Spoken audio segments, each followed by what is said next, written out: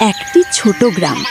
সে গ্রামের ছেলে মুন্না সারা দিন কঠোর পরিশ্রম করে।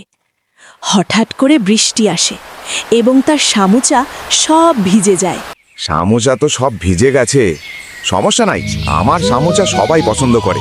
তাড়াতাড়ি সামোচা গন্ধে সবাই আসবি। তাড়াতাড়ি বিক্রি করে বাড়িতে যাওয়া লাগবে। তার তৈরি জিনিস কারও পছন্দ হয় না। হঠাৎ বৃষ্টির কারণে তার বিক্রিও কমে যায়। বৃষ্টি থামে যাওয়ার পর গ্রামের মানুষ তার দোকানের সামনে এসে মানুষ দাঁড়ায়। মুন্না, আমাকে 20 টাকার সামোচা দাও তো। ভাই একটু দাঁড়ান, দিচ্ছি। তোমার সামোচাগুলো তো সব ভিজে গেছে, আগের মতো স্বাদ নেই। বর্ষার সময় ঘন ঘন বৃষ্টি হচ্ছে, তাই সামোচাগুলো হালকা ভিজে গেছে। তোমার বৃষ্টির কারণে সব সামোচা নষ্ট হয়ে গেছে। কালকে গরম গরম সামোচা নিয়ে আসবা। তার সামুচা ভিজে যাওয়ার জন্য কেউ নেই না। সে ক্লান্ত ও হতাশ হয়ে বাড়ি ফেরে। সুরেশ ভিজে চুপচুপে অবস্থায় বাড়ি ফেরে। বৃষ্টিতে তার জামাকাপড় সম্পূর্ণ ভিজে গেছে। তার মুখ ক্লান্তি আর হতাশায় ভরা।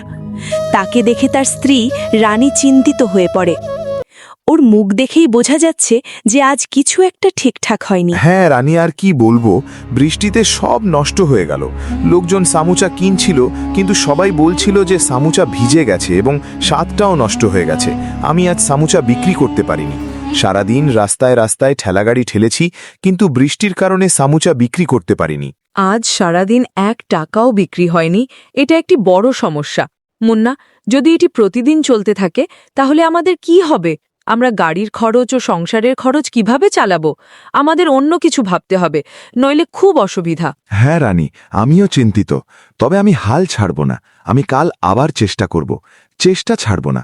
হয়তো কাল আবহাওয়া ভালো হয়ে যাবে আর লোকজন আবার সামুচা খেতে আসবে। আমাদের শুধু ধৈর্য ধরতে হবে।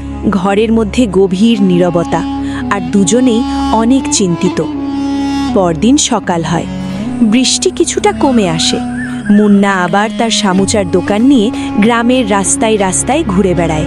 এদিকে মুন্না রাস্তার মোড়ে তার ঠেলাগাড়িটি থামিয়ে অপেক্ষা করে। কিন্তু সারা দিন কেটে যায়, কোনো খদ্দের আসে না। মনে হচ্ছে আজ কেউ সামুচা খেতে আসবে না। গ্রামের লোকজন ভাবছে সামুচা আবার নরম হয়ে গেছে, সে কারণে আমার ঠেলাগাড়ির কাছে কেউ আসছে না।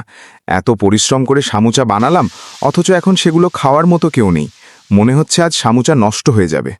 তবে ঠিক বিকেলবেলা একটি লোক মুন্নার দোকানের দিকে আস্তে আস্তে এগিয়ে আসে।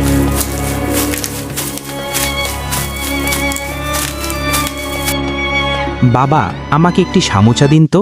আমার খুব ক্ষুধা লেগেছে। আমি সারাদিন রাস্তায় রাস্তায় ঘুরছি, কিছুই খাওয়া হয়নি। আমি খুব ক্ষুধার্ত বাবা। সাধু বাবা, আপনার কাছে কি টাকা পয়সা আছে? না বাবা, আমার কাছে কোনো টাকা পয়সা নেই। আপনার দেওয়ার মতো আমার কিছুই নেই। আচ্ছা সাধু বাবা, আপনার কোনো টাকা লাগবে না। আমি আপনাকে সামোচা দিচ্ছি, আপনি আমার জন্য দোয়া করবেন। আমি তোমার জন্য দোয়া করি। তোমার সামোচার দোকান অনেক বড় হোক, অনেক বিখ্যাত হোক। এই নিন সাধু বাবা আপনার সামোচা। হঠাৎ করে আকাশ কালো মেঘে ঢেকে যায় এবং মুহূর্তের মধ্যেই মুষলধারে বৃষ্টি শুরু হয়। গাড়ির ওপর রাখা সামুচার ওপর বৃষ্টির ফোঁটা পড়তে থাকে। আহা, আমার ভাগ্যটাই বোধহয় খারাপ। আবার মুষলধারে বৃষ্টি শুরু হয়েছে। এখন সব সামুচা ভিজে যাবে। গতকালও সামুচা ভিজে যাওয়ার কারণে কেউ খেতে পারেনি, আর আজও মনে হচ্ছে আমার সমস্ত পরিশ্রম বৃথা যাবে। এটি দেখে মুন্না খুব ভয় পেয়ে যায়। সে ভাবতে থাকে আজও তার সামুচা নষ্ট হয়ে যাবে। এ কথা ভাবতে ভাবতে তার মুখ ফ্যাকাশে হয়ে যায়। বাবা, এই নাও বস্তা, তোমার গাড়ির উপর দিয়ে দাও। বৃষ্টিতে তোমার সামুচা ভিজবে না, সামুচা মচমচে থাকবে। এতে করে তোমার সামুচা ভিজে যাওয়া থেকে রক্ষা পাবে। কিন্তু বাবা, আমি যদি এই বস্তাটি নিই, তবে এই বৃষ্টিতে তো তুমি ভিজে যাবে। বাবা, আমার জন্য চিন্তা করো না। এই বস্তাটি তোমার জন্য বেশি জরুরি। এটি নাও এবং তোমার সামুচাগুলো বাঁচাও। তোমাকে অনেক ধন্যবাদ বাবা। তুমি আমার একটি বড় সমস্যার সমাধান করে দিয়েছ। তোমার জন্যই বাবা আমার সামুচাগুলো রক্ষা পেল। তুমি তোমার কাজটি করতে থাকো বাবা। যাদের মন ভালো তাদের সঙ্গেই সবসময় ভালো কিছু ঘটে। সাধু লোকটি ধীরে ধীরে বৃষ্টির মধ্যে হাঁটতে শুরু করলেন। কিছু দূর যেতেই হঠাৎ তিনি বৃষ্টির আবরণে অদৃশ্য হয়ে গেলেন। গ্রামের একজন মানুষ সোজা হাঁটতে হাঁটতে গাড়িটির দিকে এগিয়ে এলেন। এই মুন্না, তোর ঠেলা গাড়িটা আজও এখানেই আছে। ভেবেছিলাম কালকের মতো তোর সামোচাগুলো বুঝি ভিজে গেছে। না না ভাই, আজ সামোচাগুলো মচমচে আছে। তাহলে আমাকে দুটো সামোচা দে, আমার খুব ক্ষুধে পেয়েছে। আচ্ছা ভাই, একটু দাঁড়ান। হ্যাঁ ভাই, আজকের সামোচাগুলো খুব তাজা। হ্যাঁ ভাইয়া, আজকের সামোচাগুলো একদম তাজা। কিন্তু সত্যি বলতে গতকাল যা ঘটেছে তা নিয়ে আমার একটু ভয় লাগছিল। মুন্না, আজকের সামোচাগুলো অসাধারণ। আমি আগে কখনো এমন স্বাদ পাইনি। আপনার কথা শুনে খুব ভালো লাগলো ভাই, ধন্যবাদ। হয়তো আজকের দিনটি আমার ভালোই যাবে। আরেকটি সামোচা নিন, এটি আমার পক্ষ থেকে। ঠিক আছে, আপনি খুবই উদার মনের মানুষ। ভাই, আজ সামোচাগুলো কি দিয়ে বানিয়েছেন? এত স্বাদ কেন? ভাই, আগের মতো করেই তৈরি করেছি, তবে মনে হচ্ছে আজ স্বাদটা অনেক বেশি হয়েছে।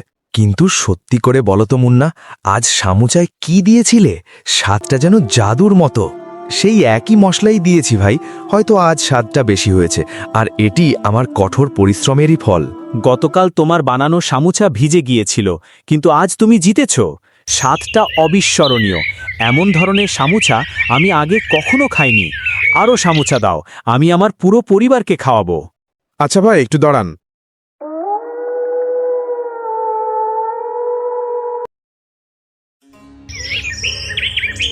এবং পথে যাদের সঙ্গে দেখা হয় তাদের কাছে মুন্নার সামোচার প্রশংসা করে।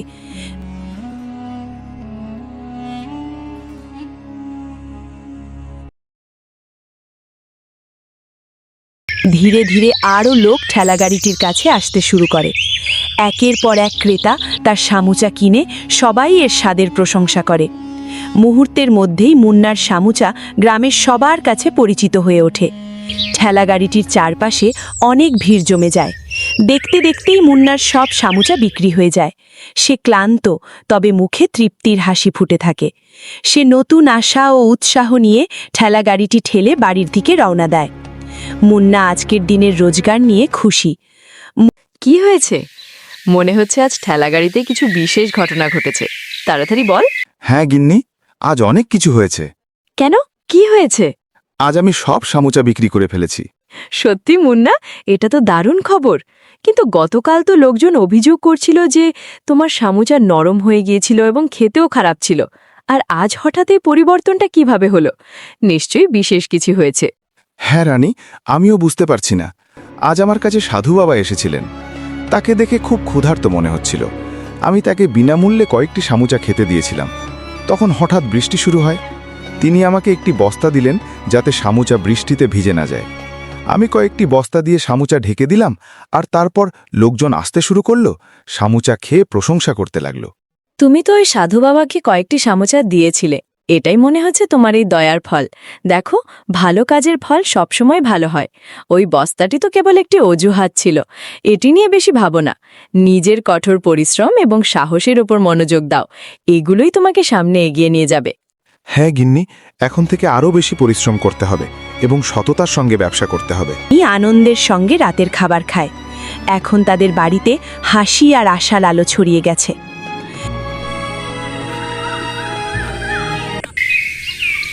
কিরে ভাই, কিছু খবর শুনেছিস? হ্যাঁ ভাই, শুনেছি। মুন্নার সামোচা নাকি খুবই সুস্বাদু। হ্যাঁ ভাই, আমিও তাই শুনেছি। সবাই বলছে এর স্বাদ নাকি আলাদা। তাহলে আজই যাই না, একসাথে বসে খেলে মজাই হবে। ভালোই হবে। সামোচার সাথে এক কাপ চা হলে তো জমে যাবে। ঠিক বলেছিস। খাওয়ার পর একটু আড্ডাও দেব, পুরনো দিনের গল্প হবে। তাহলে ঠিক হলো, আজই যাই, দেখি মুন্নার সামোচা আসলেই কতটা মজাদার। চল ভাই, আজকের দিনটা হোক সামোচা আর আড্ডার নামে। কয়েকদিন পর বর্ষাকাল ফিরে আসে। মুন্না তার ঠেলাগাড়িটি নিয়ে প্রস্তুতি নেয়। আমাকে এক প্লেট সামোচা দিন তো। এই নিন সামোচা ভাই। ভাই, আপনার সামোচা তো তিতা, ভালো না। কি হয়েছে? ছাউনি দেওয়ার পরও সামোচা তো ভিজেনি। তাহলে মানুষ অভিযোগ করছে কেন বুঝতে পারছি না। গত কয়েকদিন ধরে তো সব কিছু ঠিকঠাকই চলছিল, সবাই প্রশংসা করছিল। কিন্তু হঠাৎ করে মানুষ আমার সামোচা কেন খাচ্ছে না? কয়েকদিন ধরে ওই সাধুর বস্তাটির কারণে আমার সামোচা খুব ভালো বিক্রি হচ্ছিল এবং লোকজনও এর প্রশংসা করছিল। কিন্তু আমি ছাউনি দেওয়ার পর থেকেই সব কিছু গণ্ডগোল হয়ে গেল। কেন যেন আমার মনে হচ্ছে এই বস্তাটির মধ্যে বিশেষ কিছু আছে। না না, আমি এসব কি ভাবছি? এটা তো শুধু একটি বস্তা। আমি তো বুঝতে পারছি না। যখন বস্তাটি সামুচার ওপর রাখি তখন কখনো কখনো সামুচা একদমই ভালো হয় না, আবার কখনো এত সুস্বাদু হয় যে গোটা গ্রাম তার প্রশংসা করে। মনে হচ্ছে এর মধ্যে কোনো গোপন রহস্য আছে। দিন দিন কেটে যায়, কিন্তু তার ঠেলাগাড়ির সামনে কোনো ভিড় জমে না। মুন্নার সামুচাগুলো অবিকৃতই থেকে যায়, আর সে ধীরে ধীরে হতাশ হয়ে পড়ে। সে ভাবতে থাকে কেন তার সঙ্গে এমনটি ঘটছে। আমাকে 1 প্লেট সামুচা দিন তো। এই নিন সামুচা ভাই। আহা ভাই, কি দিয়ে সামুচা বানিয়েছেন! ভাই, আমি যেভাবে নিয়মিত মশলা দিয়ে বানাই সেভাবেই বানিয়েছি। আমি কোনো দিন এমন সামুচা খাইনি ভাই। অসাধারণ স্বাদ। ধন্যবাদ ভাই।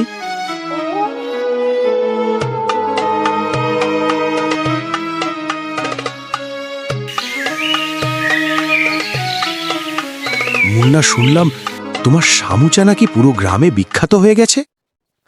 আজ তো ঠিকঠাকই ছিল, কিন্তু আগে একটি খেলেই আবার আরেকটি খেতে ইচ্ছে করত। আজ কি হলো? হ্যাঁ বন্ধু, আমিও কিছু বুঝতে পারছি না। তাহলে তোকে আরো ভালো করে সামুচা বানাতে হবে। বন্ধু, আমিও তো বুঝতে পারছি না। আমি অনেক পরিশ্রম করেছি, একই মশলা একই পদ্ধতি ব্যবহার করেছি, কিন্তু লোকজন কেন অভিযোগ করছে? কিভাবে কি করব বুঝতে পারছি না। এদিকে মুন্নার বন্ধু রনি ভাবতে থাকে মুন্নার গাড়ির মধ্যে কোনো রহস্য আছে, তাই তার মনে হয় বিষয়টি খুঁজে বের করা উচিত। রনির মনে সন্দেহ আর লোভ জন্মায়। সে মুন্নার গাড়ির রহস্য জানার সিদ্ধান্ত নেয়। একদিন রাতে মুন্না বাড়িতে ফিরে গেলে রনি লুকিয়ে লুকিয়ে তাদের কথা শোনার জন্য চুপচাপ মুন্নার বাড়ির বাইরে দাঁড়িয়ে থাকে। তারা যা কিছু বলে সে সবই শুনে ফেলে। পরদিন সকালে যখন মুন্না তার গাড়ি প্রস্তুত করছিল, তখন রনি বস্তাটি চুরি করে। ততক্ষণে সে নিজের বাড়িতেও পৌঁছে যায়।